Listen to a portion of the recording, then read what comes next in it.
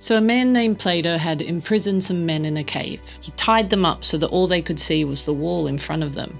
And then he had guards hide behind them and project shadow puppets onto the wall. Those shadows were all the prisoners knew of the world.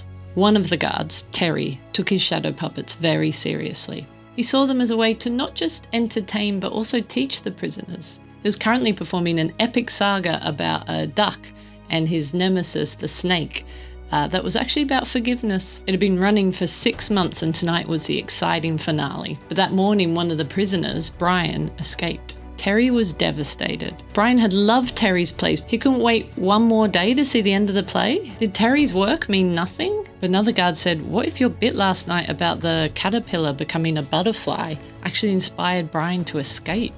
Oh my God, said Terry. But then Plato revealed Brian hadn't escaped, he'd been set free. This had all been a philosophical experiment imprisoning these men since birth, so they saw these shadows as their entire reality, only to then release one of them into the wider world without warning. Terry threw up. I thought I was helping reform hardened criminals, but we're the monsters. But suddenly they saw Brian sneak back into the cave and whisper to the other prisoners, come with me, there's a whole world out there.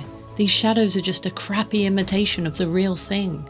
And Terry said, can you not praise the new thing without slagging off my shadow puppets? I am working within the budget of a secret cave prison. But then the prisoners refused to believe Brian and they killed him.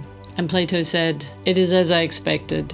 Humans cannot imagine a world beyond what they see. But Terry wept. And he said, no, they can't believe there could be something even bigger than this because I create such vivid and lifelike worlds. My work is almost too powerful.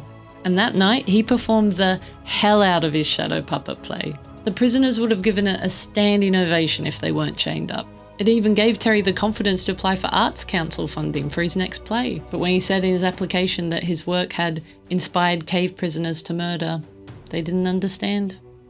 Too small-minded. Just like Plato said. This story changed my life.